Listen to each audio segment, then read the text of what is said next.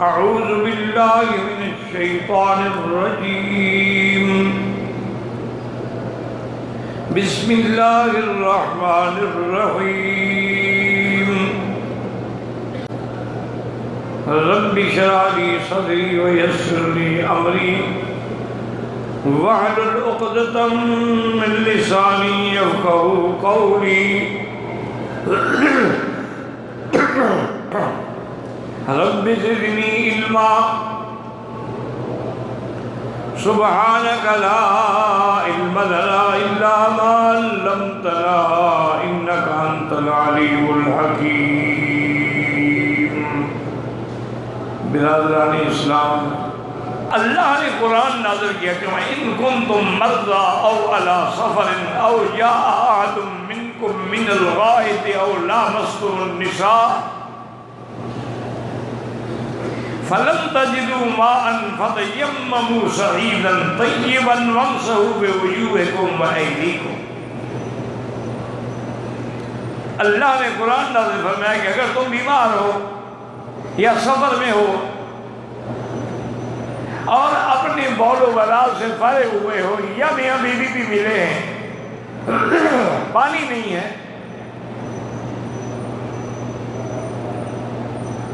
تو اللہ نے حکم دیا کہ فَتَيَمَّمُوا صَعِيدًا طَيِّبًا، مٹی سے تیمم کر لیں.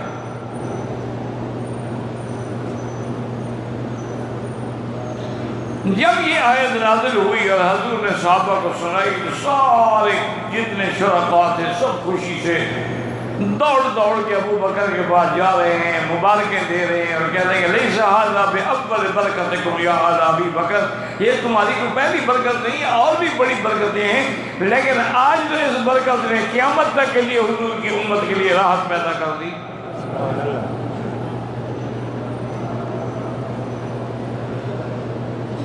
یہ عمل جو ہے صرف بی بی عائشہ کے لیے تو نہیں تھا، یہ تو حکم عام تھا.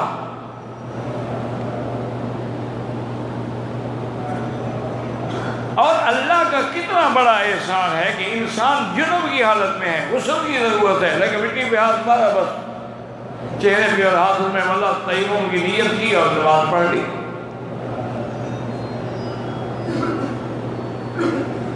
تو یہ تیمم کی نعمت جو ہے، یہ احسان حضور کی امت پر جو ہے سبب سیدہ عائشہ رضی اللہ عنہ.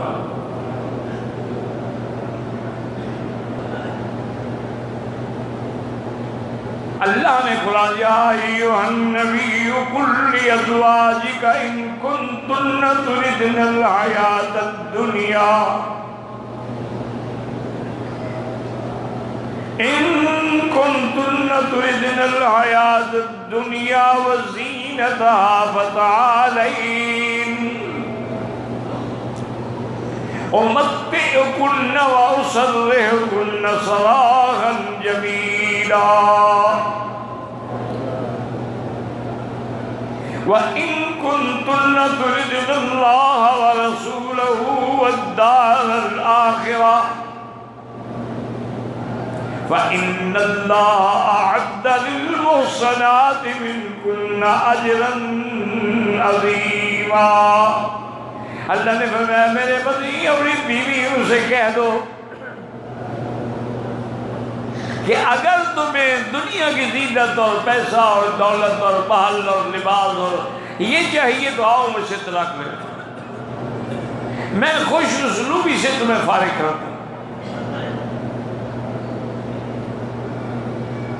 اسی لیے فقہا نے مسئلہ لکھا ہے کہ جیسے نکاح خوشی سے ہو، اگر ایسے حالات ہو گئے تو طلاق بھی خوش اسلوبی سے ہونی چاہیے.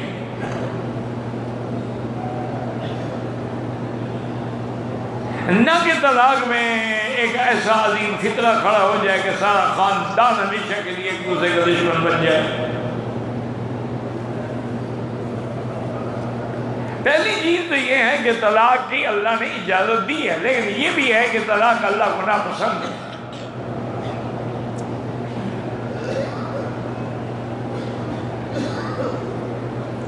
اور پھر اس میں بھی اللہ نے احکام بھیجے ہیں کہ الطلاق مرتان فإمساک بمعروف أو تسریح بإحسان.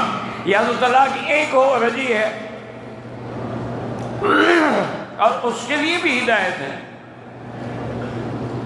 کہ اگر عورت حیض کی حالت میں ہے تو طلاق نہ دے، اور حیض کے بعد طہر میں اگر میاں بیوی ملے ہیں پھر بھی طلاق نہ دے۔ اسلام کا منشا کیا ہے کہ طلاق نہ ہو؟ بات کو سمجھیے کہ منشا اسلام کیا ہے۔ بھئی ایام حیض میں تو میاں بیوی ویسے ہی ایک دوسرے سے دور ہوتے ہیں، اور اگر طہر میں میاں بیوی نے ملاقات کی ہو سکتا ہے حمل ٹھہر گیا ہو۔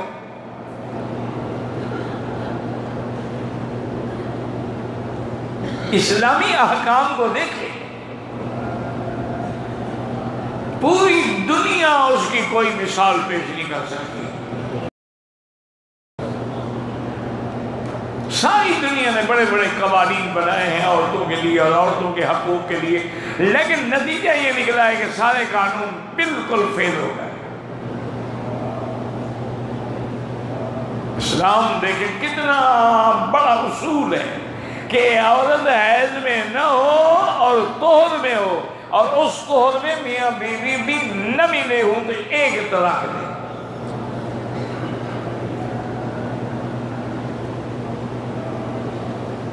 ایک طلاق کی عدت جو ہے مثلا 1 مہینے میں، وہ اگر خاوند چاہے تو رجوع کر سکتا ہے۔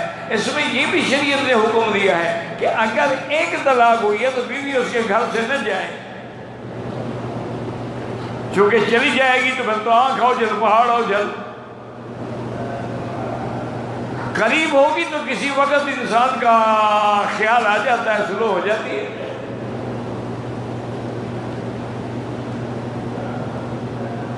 اگر وہ سلو نہیں ہوئی تو پھر وہ دوسری طلاق بھی دے سکتا ہے، لیکن وہ بھی اسی طرح طہر میں حیض میں نہ ہو۔ اس کے بعد بھی سلو نہیں ہوئی تو پھر تیسری طلاق دے سکتا ہے، وہ بھی طہر میں ہو حیض میں نہ ہو۔ اگر عورت حاملہ ہے اس کو بھی طلاق نہ دے، کیونکہ تم اگر حاملہ عورت کو طلاق دے کے گھر سے نکال دو گے کون سنبھالے گا اس کو؟ اور اس کے پیٹ میں تیرا بچہ ہے، تیری امانت ہے، تو کچھ تو لحاظ کرو نا۔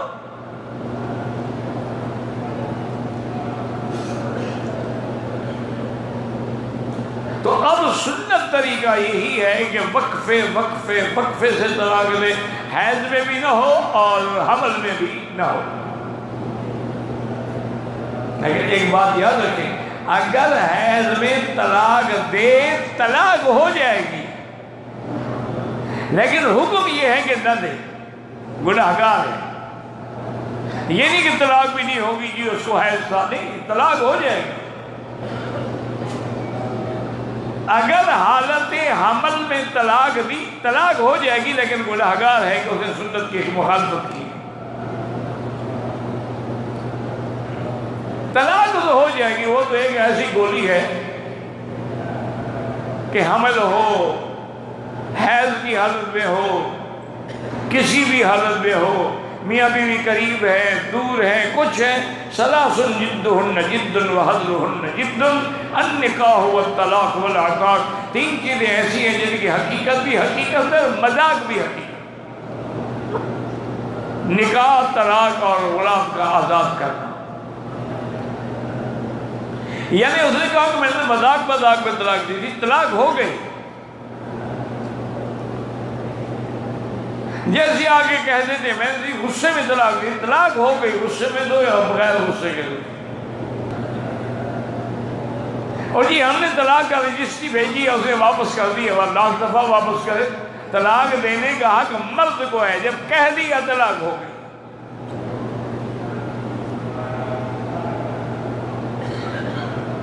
تو اس لیے اور شریعت نے اس لیے رکھا ہے کہ بعض اوقات حالات ایسے ہو جاتے ہیں، مثلاً عورت بچے پیدا کرنے کے قابل نہیں رہی،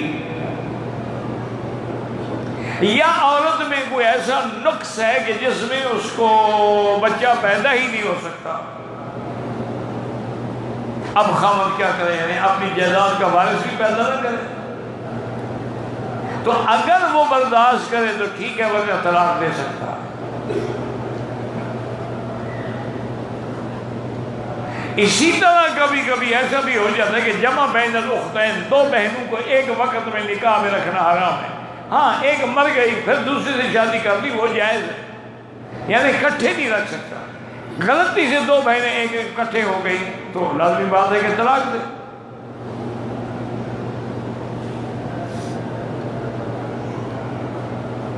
کبھی ایسے حالات پیدا ہو جاتے ہیں کہ قبائل میں دشمنی کا خطرہ ہے، قتل کا خطرہ ہو جاتا ہے، تو ایسے حالات میں بھی لیکن طلاق بھی خوش اسلوبی کے ساتھ دے، بیوی کو کچھ ہدیہ بھی دے، کچھ کپڑے بھی دے، اور عزت کے ساتھ اس کو روانہ کرے۔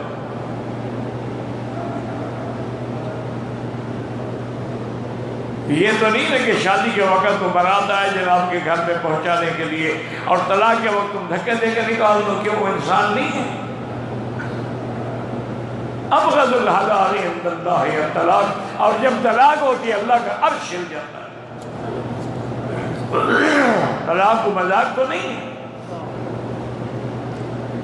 اسی آیت سے علماء نے بس نکالے کہ فتعالینا، آؤ میرے پاس، ومتعکن واسرحکن سراحا جمیلا، میں تمہیں کچھ دے بھی دوں اپنی حیثیت کے مطابق، اور خوش اسلوبی سے آزاد کر دوں۔ اگر تمہیں دنیا چاہیے، دنیا کی زینت چاہیے، تو میرے پاس نہیں ہے، تو پھر مجھ سے طلاق لے لے۔ اور اگر وَإِن كُنتُنَّ تُرِدْنَ اللَّهَ وَرَسُولَهُ وَالدَّارَ الْآخِرَةَ، اور اگر تمہیں اللہ کا رسول اور آخرت چاہیے، تو اللہ نے پھر آپ لوگوں کے لیے جنت میں بڑا اعلیٰ سے اعلیٰ ثواب رکھا ہے۔ تو سب سے پہلے حضور بی بی عائشہ کے پاس آئے اور یہ آیات تلاوت کی، تو بی بی عائشہ نے، حالانکہ حضور نے نصیحت بھی فرمائی کہ لا تستعجلی، جلدی نہ کرو جواب پہ، اپنے والدین سے مشورے کے بعد جواب دو۔ اس سے یہ مسئلہ بھی فقہا نے لکھا ہے کہ شادی کے بعد بھی لڑکی کو چاہیے کہ ماں باپ سے مشورہ کیا کرے۔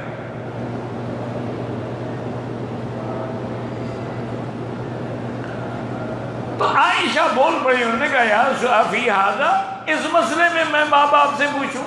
اخترت اللہ ورسولہ والدار الآخرہ، میں نے اللہ کے رسول اور آخرت کو چن لیا۔ حضور خوش ہو گئے، اور پھر ساری بیویوں نے اللہ کے رسول کو چن لیا، اور وہ اپنا مطالبہ جو تھا دنیا کا اس کو چھوڑ دیا۔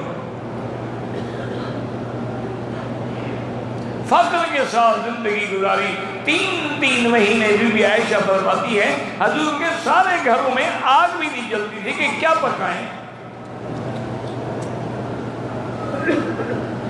حتیٰ کہ صحابی نے پوچھا کہ اماں جان تو گزارا کیسے ہوتا تھا؟ فرمایا الاسودان التمر والماء، کھجور کے 2 دانے کھا لیے، پانی پی لیے۔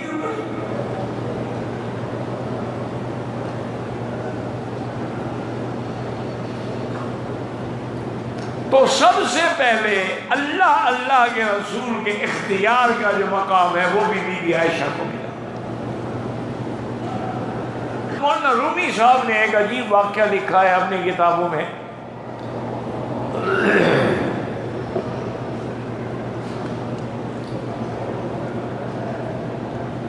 تو انہوں نے کتاب میں ایک حکایت لکھی ہے کہ ایک دفعہ سیدہ عائشہ اور سیدہ فاطمہ رضی اللہ عنہما کے درمیان میں بات ہوئی۔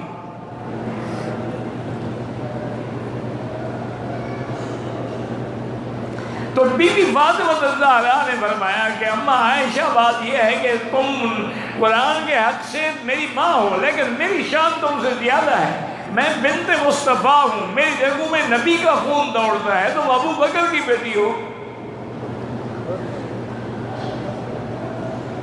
تو ابو بکر اور نبی کا کیا مقابلہ ہے؟ تو بی بی عائشہ سنتی نہیں، جب بی بی فاطمہ خاموش ہوئی تو فرمایا بیٹی تم نے دنیا پہ نظر ڈالی ہے، آخرت پہ نظر نہیں ڈالی کہ جب قیامت کا دن ہوگا تم علی کی انگلی پکڑو گی اور میں نبی کی انگلی پکڑ کے گھر جاؤں گا، تیرے پلڑے میں مرتضیٰ ہوگا اور میرے پلڑے میں مصطفیٰ ہوگا، اب بتاؤ کون بڑا ہے کون بھاری ہے؟ کہتے ہیں کہ بظاہر فاطمہ بی بی فاطمہ ہنس پڑی اور کہا اماں تم اتنی ذہین ہو کہ کسی کو بولنے نہیں دیتی۔ اور اسی طرح سیدہ عائشہ صدیقہ فرماتی ہیں کہ وفات رسول اللہ جو ہے وہ بھی میں اسی لیے فرماتی تھی کہ مجھے اللہ نے یہ فضیلت دی ہے کہ ایک تو اور حضور کی کنواری بیوی کوئی نہیں تھی، اور ایک کسی کے بستر پہ کبھی وحی نہیں اترا، میرے بستر پہ وحی اترتا تھا۔ اور تیسری فضیلت یہ ہے کہ میں نے جبرائیل کو آنکھوں سے دیکھا ہے، اور چوتھی فضیلت یہ ہے کہ جبریل نے مجھے سلام کہا، اور پانچویں فضیلت یہ ہے کہ گھر بھی میرا تھا، باری بھی میری تھی، ما بین سحری و نہری، حضور کا سر مبارک میرے سینے پہ تھا جب آپ کی روح نے پرواز فرمایا ہے۔ اور مسلم میں ہے، روایات میں ہے کہ آخر شیء، سب سے آخری چیز اللہ نے میرے لعاب کو اور حضور کے لعاب کو جمع کیا، میں نے مسواک چبا کے دیا، حضور نے وہی مسواک استعمال فرمایا، اور اس کے بعد حضور کی روح مبارک پرواز کر گئی۔ اور میرا حجرہ جو ہے وہ روضہ رسول اللہ بنا۔ میرے ابا روتے ہوئے آئے اور کہا عائشہ وہ جو تم نے خواب دیکھا تھا کہ 3 چاند اترے ہیں، ھذا اول قمر من اقمارک، آج پہلا چاند تیرے گھر میں آ گیا ہے۔ اس کے بعد بھی عائشہ زندہ رہی 67 سال کی عمر میں، خلافت معاویہ رضی اللہ عنہ کے دور میں 17 رمضان کو آپ کی وفات ہوئی، اور آپ کا جنازہ جو ہے سیدنا ابی ہریرہ رضی اللہ تعالیٰ عنہ نے پڑھایا، اور آپ کو جنت البقیع میں دفن کیا گیا رضی اللہ عنہ وارضاہا واللہ اعلم۔